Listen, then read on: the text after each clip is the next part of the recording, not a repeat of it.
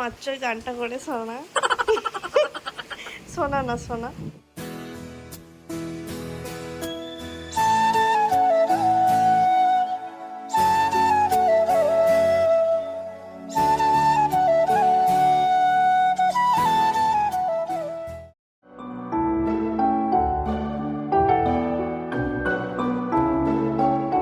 সবাইকে সুপ্রভাত জানিয়ে আজকে একটা নতুন ব্লগ শুরু করছি। আজকের ব্লগটা হবে খুব সাধারণ, আমার সারাদিনের খুঁটিনাটি বলতে পারো। তো সকালবেলা আজকে উঠতে একটু বেলাই হয়ে গিয়েছিল, আর যেই আমি বেরোলাম ঘর থেকে, নীলও আমার সাথে সাথে বেরিয়ে এলো। আর নীল না সকালবেলা উঠে আমাকে এরকমই ছাড়তে চায় না, অনেকক্ষণ ধরেই থাকতে চায়, আর অন্য কিছু করতেও চায় না, আর চায় না আমিও অন্য কিছু করি। এখানে এসে আমার উঠে মেরে দেখছে কি হচ্ছে ফোনটার মধ্যে। এই চাবিটা পড়ে যাবে, হারিয়ে যাবে কিন্তু চাবিটা। দে চাবিটা দে। তো সকালবেলা উঠেই আমার প্রথম যেটা কাজ হচ্ছে ঘরটা মুছে নেওয়া, আর যদি কিছু বাসন থাকে সেই বাসনগুলোকে আগে বেসিনে রেখে আসি। এমনিতে আমি চেষ্টা করি যে যাতে আগের দিন রাতেই আমি রান্নাঘরটা পরিষ্কার করে রাখতে পারি, বাসন টাসন ধুয়ে রাখতে পারি। আজকেও যেমন সেরকমই করা ছিল, মানে আগের দিনেই সব বাসন ধুয়ে রান্নাঘর পরিষ্কার করেই রাখা ছিল। তবে সকালবেলা উঠে দেখলাম যে মা রুটি করেছে, তো আর রুটি করলে রুটির গুঁড়ো পড়ে, তো সেই জন্য আমি আরেকটুখানি মুছে নিচ্ছিলাম রান্নাঘরটা। আজকে সেরকম বাসন ছিল না, তো শুধু ঘরটাই মুছে নিয়ে রান্নাঘরে চলে এলাম। আর এখন হচ্ছে যে একটু ছাতু গুলবো, একটা নীলের জন্য আর একটা নীলের পাপার জন্য। নীলের পাপা সকালবেলা কিছু খেয়ে কাজে যেতেই চায় না।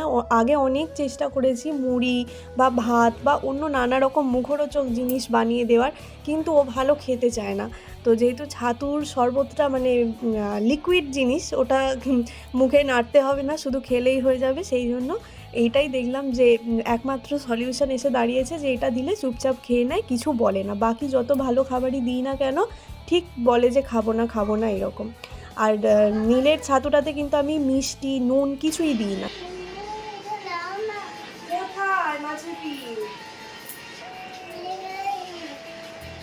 ওখানে রেখে দেবো, তোর জায়গা এইটা। আর বলছি কোথায় মাছের পিন আছে আমাকে দিয়ে, আমি রেখে দিচ্ছি রে। হ্যাঁ ভাব চলে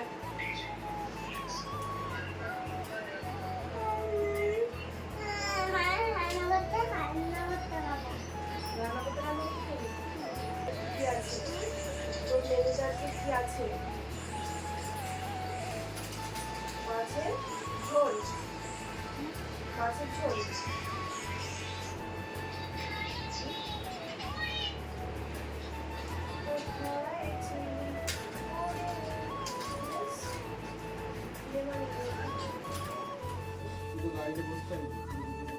তাই বলে জুতোটা পরবে না?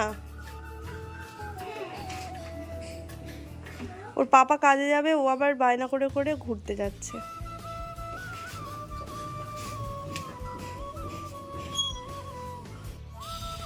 বাপরে বাপ, বাইরে রোদ তো নয়, যেন আগুন।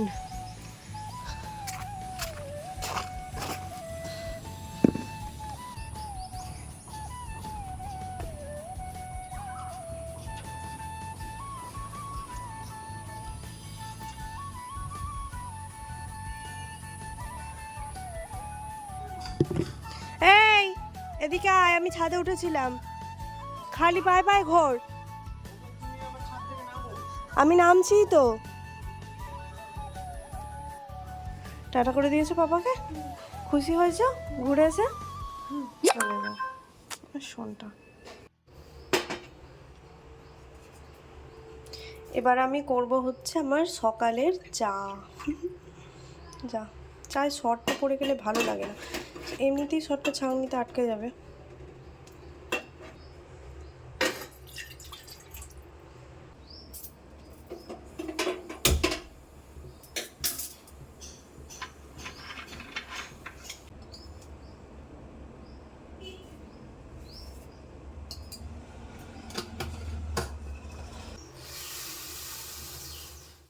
তো আমি কিন্তু রোজের চাটা রাতুল যাওয়ার পরেই খাই, সেটা যতই বেলা হোক না কেন। আমার মনে হয় রাতুলকে মানে নীলকে খাইয়ে দিয়ে রাতুলকে পাঠিয়ে দিয়ে কাজে তারপরে ধীরে সুস্থে বসে চাটা খাবো, আমার ওটাই ভালো লাগে। সেই জন্য যত বেলাই হয়ে যাক না কেন চা কিন্তু আমি তারপরেই খাই। আর আজকে চাটা খেয়ে দিয়ে তারপরে মনে হলো একটুখানি ঘরটা পরিষ্কার করি। আর ঘরে একটু ফাঁদ টাদ হয়েছে, পাখাটাও নোংরা হয়েছিল, মুছে দিলাম।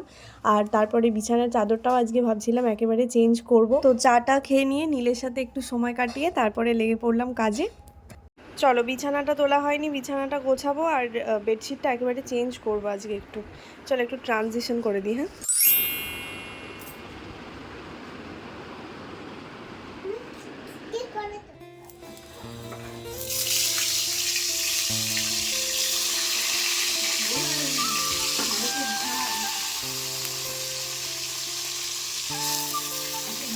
তো চলো এটা ওটা করতে করতে তো বেলা অনেকটাই হয়ে গেল। এবার রান্নার টাইম। যদিও বা মা ভাতটা করেই ফেলেছিল আগেই, আর মা প্রত্যেকদিন ভাতটা করেই ফেলে। আর আমি তো এতদিন ভালো রান্না করতামও না, এই কমাস হলো যে রোজ প্রায় আমি রান্না করছি। কি করতে এসছে এখানে? ধোয়া খেতে? পাখার হাওয়ায় বসতে যাও, কিরকম ঘামছো দেখো। যাও তাহলে পাখার হাওয়ায় বসতে যাও, তাহলে পাখা বন্ধ করতে হবে না, যাও।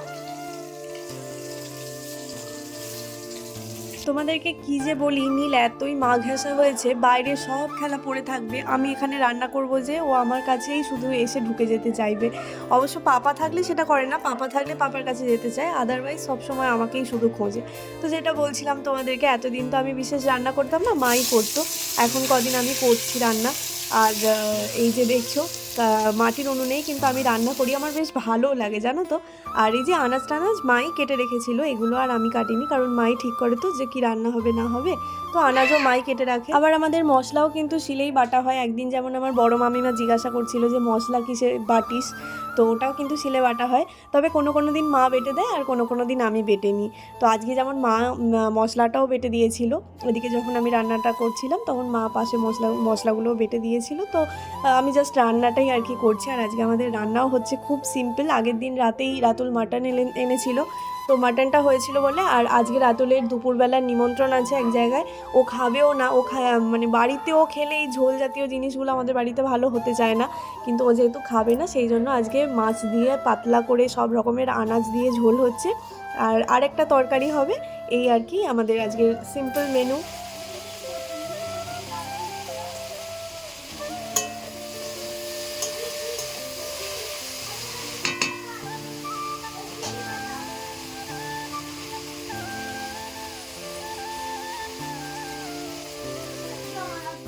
তো এই যে আরেকটা যে তরকারি হবে বললাম, এটা হচ্ছে ঢ্যাঁড়স আর পটল দিয়ে শুধু তরকারি, মানে একটা ঝাল ঝাল মতো হয়েছে, যদিও এতে আলু দেওয়া নেই। আর এটা তো তোমাদেরকে তখন দেখালামই, মাছ দিয়ে ঝোলটা। আর দেখো রান্না হয়ে যাওয়ার পরে কিন্তু এইভাবেই আমরা উনুনটা মুছে নিই। এটা অবশ্য আমাকে আমার শাশুড়ি মাই শিখিয়ে দিয়েছে, আমি তো জানতাম না। আমার মা আসলে কোনোদিনও মানে মাকে দেখিনি, আমি যখন ছোট ছিলাম হয়তো আমার মা দেশের বাড়িতে করতো মাটির উনুনে রান্না, তবে বড় হয়ে থেকে আমি দেখিনি। আর এইগুলো কিন্তু আমাকে আমার শাশুড়ি মাই শিখিয়ে দিয়েছে। চলো, হয়ে গেছে আমার মাটির উনুন মুছে পরিষ্কার করা, এরপরে আমি কড়াটা মেজে নেব। আর এদিকে আমি যেহেতু রান্নাবান্নার কাজগুলো করছি, মা কিন্তু ওদিকে নীলকে স্নান করানো খাইয়ে দেওয়া সবই করে দেয়। আর দেখলাম যে আজকে স্নান করানো হয়ে গেছে কিন্তু নীলের এখনও খাওয়া হয়নি। তো সেই জন্য আর আজকে নীলকে একটু ব্রেকফাস্ট করিয়েছিলাম সকাল করে। তো সেই জন্য যেহেতু ওর খিদে পেয়ে যাবে, মা তো আবার স্নান করতে ঢুকেছে, কড়াটা মেজে নিয়ে আমি আগে চলে যাব নীলকে খাওয়াতে। আগে আগে তো আমি কড়াও মাজতে পারতাম না, কিন্তু যখন থেকে মাজতে লেগেছি তখন থেকে বিশ্বাস করো এটা এমন কিছু এক্সট্রা মানে টাস্ক নয়, খুব কঠিন কাজ তা কিন্তু নয়। বলিতে যাচ্ছিলে বলে চলো এবার ভাত খেয়ে নেবে। চলো নীল নীল একটা একটা কাজ করো তো, এই রান্নাঘরের দরজাটা একটুখানি বন্ধ করে দাও তো, করো। বলছি ডিমটা আমায় আধ খানা দিবি নি? আধ খানাও দেবি না? চলে চলে এসো। ধুয়েই দিয়েছি, ভাতটা শুধু একটুখানি মেখে দিচ্ছি, আর তারপরে তুমি একা একা খাবে। দাঁড়াও দাঁড়াও দাঁড়াও, তোমাকে হাত ধুতে হবে, দাঁড়াও দাঁড়াও, ছাড়ো, আমি ভাতটা মেখে দিচ্ছি। ঝোল ঢালো, আমি জিজি মাছটা ছাড়িয়ে দিচ্ছি। ভাতের থালাটা কাছে টানো, সব সবজিগুলো একটা একটা করে মাখো, সবজিগুলো মাখো।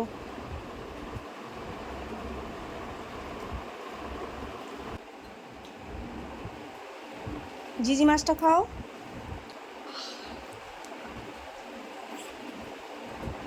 এদিকে আবার নীলের দুধটা জাল দেওয়া হয়নি, খেয়ালই ছিল না, অনেকটা বেলা হয়ে গিয়েছিল, তো আগে আবার দুধটা জাল দিতে লাগছি, তারপরে আমি যাব স্নানটা করতে, না হলে আবার দুধটা নষ্ট হয়ে যাবে। আর আমি ফ্রিজে ভরি না দুধ, সকালে দুধ আসে তো, তবুও সকালে নীল খায় না, খায় একেবারে বিকেলবেলাতে, তবুও ফ্রিজে রাখি না, দুধটা জাল দিয়েই রাখি। আর তারপরে স্নানটা করলাম, করে ফ্রেশ হয়ে এবার মনে হচ্ছে যেন একটুখানি শান্তি পেলাম, কারণ এত প্রচণ্ড গরম পড়েছে। টেনে ঘরে আনলি কেন? বসবি বলে না অন্য কিছু মতলবে? হ্যাঁ ঠিক আছে, বস। হুম তোর মতলবটা আছে অন্য কিছু, সেটা কি আমি বুঝতে পারিনি? বসবি বলে? হ্যাঁ, আর তুই ভাবছিস তুই খুব লম্বা, চেয়ারে উঠলেই তুই ওই ওপরটায় হাত পেয়ে যাবি। হ্যাঁ কি?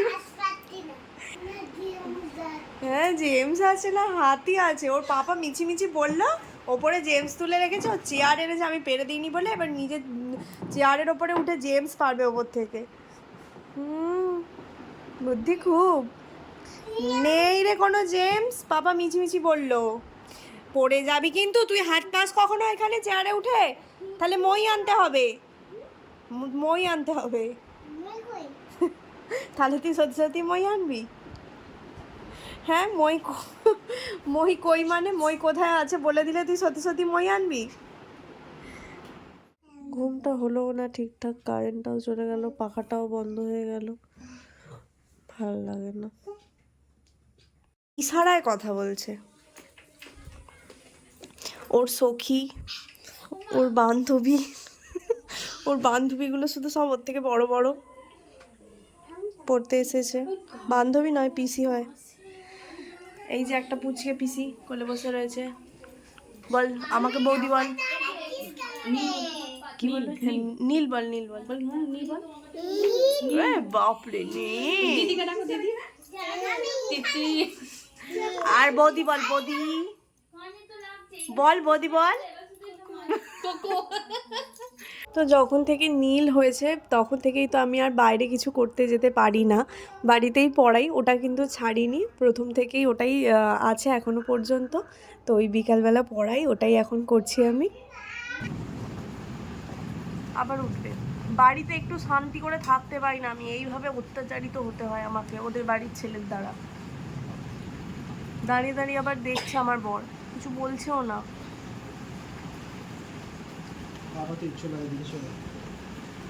মাত্রই গানটা করে শোনা, শোনা না শোনা, এখন বায়না করছে তো ওই জন্য করছে না। কি সুন্দর বায়না হচ্ছে রে বাবা, আয়না দেখে দেখে খান, আয়না দেখে দেখে খান। তো কারেন্টটা চলে গেল জানো তো, আর মানে যারা পড়তে এসেছিলো না বাচ্চাগুলো, ওদের যাওয়ার আগেই কিন্তু বৃষ্টি নেমে গিয়েছিল। আর ওরা আজকে এসেও ছিল একটু দেরি করে, বিকেল থেকেই ভালোই মেঘমেঘ, বিকাল থেকে নয় সন্ধ্যে থেকে মেঘমেঘ করছিল, কিন্তু আজকে যেহেতু একটু সারাদিনটা গুমোট মতো হয়েছিল, মনেই হচ্ছিল যে বৃষ্টিটা নামবে। আর সেরকম ঝড় হয়নি কিন্তু বৃষ্টি হচ্ছে, আর বাইরে তো খুব আকাশ ডাকছে, আর এখন হঠাৎ করে কারেন্ট চলে গেল। তার আগেই বাচ্চাগুলোকে ছেড়ে দিয়েছিলাম, ওরা হয়তো ওখানে বাড়িতে চলে গেছে। তো চলো যাই হোক, আজকের ভিডিওটা তাহলে এখানেই শেষ করছি, তোমাদের সাথে দেখা হচ্ছে আবার নতুন আরেকটা ভিডিওতে। ততক্ষণ সবাই খুব ভালো থেকো, সুস্থ থেকো, আজকে চলো টাটা।